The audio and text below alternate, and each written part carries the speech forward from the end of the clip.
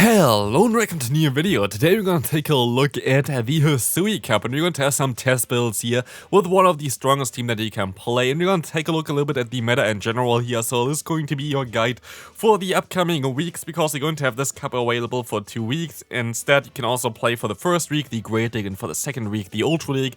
Really depends if you want to do this or not. But today we're going to have some nice test builds here. I went for a tryhard team, and also my opponents usually at least went for a tryhard team. Here we saw a Shadow Haunter, but I would not really recommend you to try out Shadow Haunter in this meta, because there are going to be a lot of LilyNiRiains, a lot of Umbreons. But yeah, if you have not seen my video yet about this cup here, definitely check this one out. Like dropped yesterday, where I showed you 10 top teams for this meta, as well as I took a look at the meta in general. And yeah, what can I say? This meta is going to be, I think, more consistent than the Open Great League. That's at least my thought so far about this meta. But what I also have to say is that this is going to be by far more time consuming, I would say. There are way more very bulky Pokemon that don't have the hardest answers anymore. There's going to be way more play for something like the Umbreon, as I said before. There's going to be more play for something like a Mantine, something like a LilyNiRiain. And so this cup is most likely more consistent. I would imagine that it's easier to actually climb some elo in this meta here right now compared to the Open Great League. But I also have to say that this meta is going to be a little more tricky to play around, because yeah, you're going to have to just have like those very long battles, very very lame matchups, I guess. But it's a little bit more about finesse here, I would say. Like, it's not about like RPS a lot of times, just around like finessing around your opponent, trying to win those games. And here we're going to be able to win this first game without even using a shield. Good game there to the opponent. Next opponent, we're going to have here the Mantine against us in the lead, which is of course not really ideal. But what is really ideal, and this is something that I really would recommend you to try to do as well, as soon as the opponent lets the first move go through here, it is usually a very good sign for you, because here the opponent swapped into the Steelix. That's totally fine for us. We can still go for a body slam, which is still fine. But basically, we unalign the switch clock, and unaligning the switch clock when you lose lead is one of the most important things that you can do, because this will allow you, especially with Pokemon like a LilyNiRiain that are very bulky, that take a longer time, to align yourself later on and then maybe force the opponent in a matchup which they don't really want to be in. The cool thing here as well is that LilyNiRiain is so strong that you're even going to be able to force a shield from the opponent here, which is going to be amazing. And so I'm going to let this move go through. I might just go and try to get some energy with my Toxic Rogue against them. They apparently are not running the move Psychic Fangs, which is going to be nice for me. And so there should hopefully just be a breaking swipe, and I can easily take it. Let's take a look at this. It is just going to be a breaking swipe, and we can go for the farm down, as the opponent is coming back in most likely with their Mantine. I swap out into my own Umbreon. I can take a move here, but this game is not over yet. We will see the Ice Beam coming through, doing some decent damage, and of course you're getting completely hard-walled this game. There was nothing that I can really do here to realign or anything, as the opponent is going to have now a Toxic Rogue against my Umbreon. This was literally just a hard counter from the beginning till the end. But maybe it's not over yet, because they are forced to go for the Mud Bomb, because most people like myself are running Shadow Ball right now, and this would be resisted, and so we can actually get the knockout against the Toxic Rogue in the zero shield scenario, which is kind of wild. And also, the opponent's health of the Mantine kinda declined already quite a bit, and with this we're gonna be able to go for the full farm down of the opponent's Mantine, and we're gonna perfectly be able to win this game thanks to this good game there. We got kinda hard-walled, but we still were able to come back with this team. Speaking of getting hard-walled, let's take a look at this, and this is something that I have to say as well. I think I did 6 battles total, which you see all the time here, and yes, you see 6 battles, and we still have like 12 minutes total of gameplay. It is just like that those battles took like so long. But what you're also gonna see here is that I a lot of times lost the lead. I think I lost the lead like 4 out of 6 times, completely hard with a flying type against me. And here we're gonna see the benefit of LilyNiRiain, which is just making this Pokemon so strong. Like, if you don't have a LilyNiRiain, there were so many events where you were able to get this Pokemon. Like, I don't really take that excuse anymore, at least for this one. Especially like the last event for PvP as well, which just like was for a week. LilyNiRiain was spawning everywhere for me. Like, if you have a Mega Evolution ready for this Pokemon, like for, like, not of course not a Mega LilyNiRiain, but like a Mega Kangaskhan or whatever that boosts the XL Candy, like you're easily going to be able to get the XL Candy for it. Here I sure went for the double body slam, which would have been better, but you're going to see a very smart play by me, which I mean, I know, like, it is very rare that I do like smart plays, but as you're going to see here, I expect that the opponent tries to swap out, and I need to keep this Pokemon alive, and so I swap out just before they can knock me out with the Drift Blast. And why is this so important? The main reason is because Drift Blooms Umbreon's main benefit is being able to debuff everything. And the issue with this is for us, of course, that our Umbreon is not going to appreciate this on the long run, and we're going to drop our attack the entire time. And so we kind of want to have something in the back where we can clear our attack drops. And this is basically where our 1 HP Toxic Rogue with a still Mud Bomb stored going to come in clutch. As you're going to see here, you actually would be able to still knock them out with a foul play no matter what. But when the opponent swaps back into the LilyNiRiain, this is most likely going to be a little bit of a trickier one. And yeah, we can still go for a charge move here, which is kind of nice. This is going to be a very good one for us. This is going to put them very low. I'm still going to go for a charge move here because I know that I still survive a move from the Drifblim. This is going to get the knockout, and I can definitely knock out the Drifblim as well. So we were able to flip again a horrible matchup there. And I know definitely that there's going to be one game that is coming up where I make a huge mistake, but we will see that as well for the end game. But let's take a look at the next opponent here.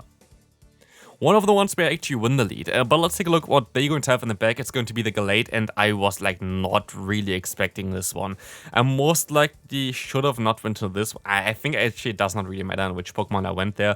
I can still get some energy here, which is kind of nice, but like at the end of the day, it's still not going to be the greatest matchup ever. Like the opponent still got the shield there, and they're going to end up in the matchup against the Bastion, which is not really ideal. And because both of my Pokemon are so neutral in the back against Bastion, like they're both going to lose the matchup usually, but it's very, very close. And I have my Toxic Rogue still there with some energy stored. I kind of want to snipe the opponent with some counters because it's going to get this matchup a little bit easier. But they swap out very fast, and they of course have a hard answer in the back here with a Gastrodon. And I just have to say, this was a very, very silly mistake by me. I should have not done this. I should have just stayed in basically with my, with my Umbreon, just let it go through, let us just like the opponent go for the charge moves, whatever. But yeah, instead I swapped out and now got punished for this. So I feel like this game would have been definitely in a little bit of a better spot. Also, if I didn't get the 10% chance to drop my defense there, which is of course always ideal. Now the opponent does way more damage against me as well, which is really unfortunate. 10% chance again.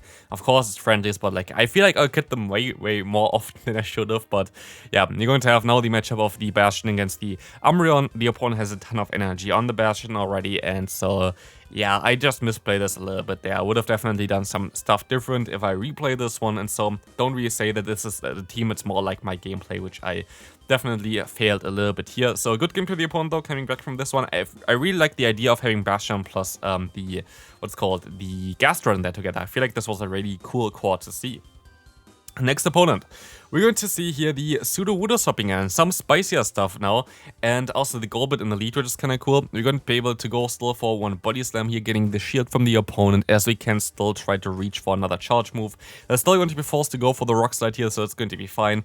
And with Toxic Rock, the issue is that the opponent could have Earthquake, like the Sudowoodo is able to learn Earthquake. Usually people are going for the double rock moveset, which they do here as well, and go for the Meteor Beam, which still would have done a ton of damage. So I feel like this was okay as a play, but I can now go ahead and go for a charge move here.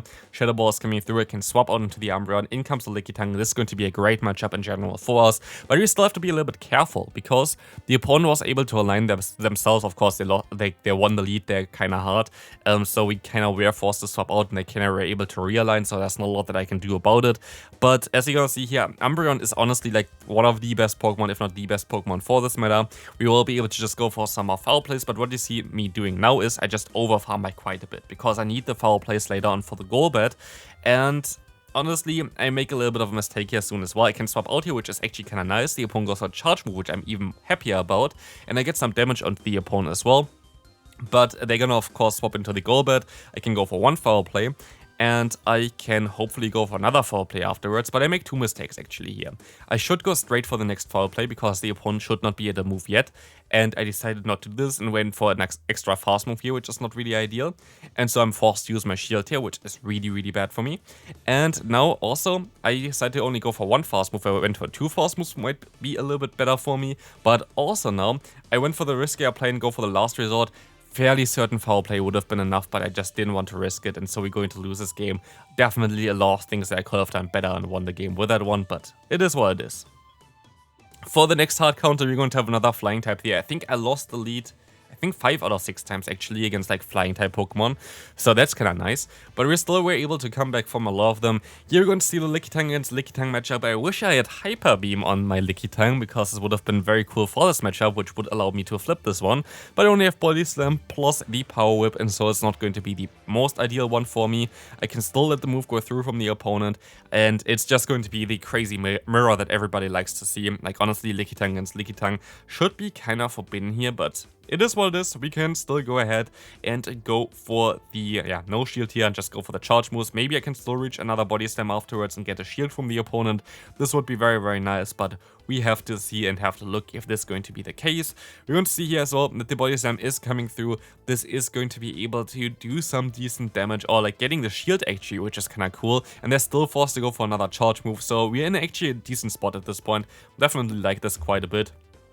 As we can go back into our Toxic Rogue, we can take a Body Slam, not really caring too much about it, and we can align later on our Umbreon against the opponent. I even go into my Umbreon right now to get some extra energy, which was actually a really, really good play by me. But sadly, they're going to have the Bastion in the bag, and so like the energy that I just gained kinda goes to waste, and yeah, like we are basically getting walled here again, which is not really ideal. But again, this team is not really beaten yet, and this is a cool thing as well. Like, this team is very, very neutral, and I feel like that Umbreon, especially in the lead, would be really good right now. Like, maybe just flip the team a little bit, use a different Say Swap, and then have like Toxic Rogue in the back would be really cool. Maybe use something like a Gligar as a Say Swap. This would be really good for the meta that we have seen so far, at least. But of course, we're going to swap out now, try to get some damage onto the Bastion. They can swap into the Mantine. I can go for the Shadow Ball, which is forcing a shield, but now we still have to get rid of the Mantine of the opponent, which is not going to be too crazy nice for us. And this battle already is going on for, I think, like 3 minutes at this point, which is just mad. Like, those battles are just taking long, and I know I have a Lickitung, I have a Umbreon, like we have a bulky team here that goes for a lot of charge moves, so like it's also my fault that those battles are very long, but I feel like it's going to be a common theme for this kind of cup, so definitely be prepared here to definitely take a long time to do the sets with this kind of cup, or just go for the Open Great League. But I feel like this cup is still a little bit better than the Open Great League. This is my opinion so far. This might shift around when we're actually going to have the cup available and we have some more battles for this. But this is going to be it for this video, a little bit of a shorter one, because yeah, it's test battles anyway. Going to take a look at some more stuff like later on as well, but we're going to take a look at a very different Pokemon later. Most likely, if I'm correct, we should have Shadow Kyogre coming up, so definitely stay tuned for this. See you then, and bye bye.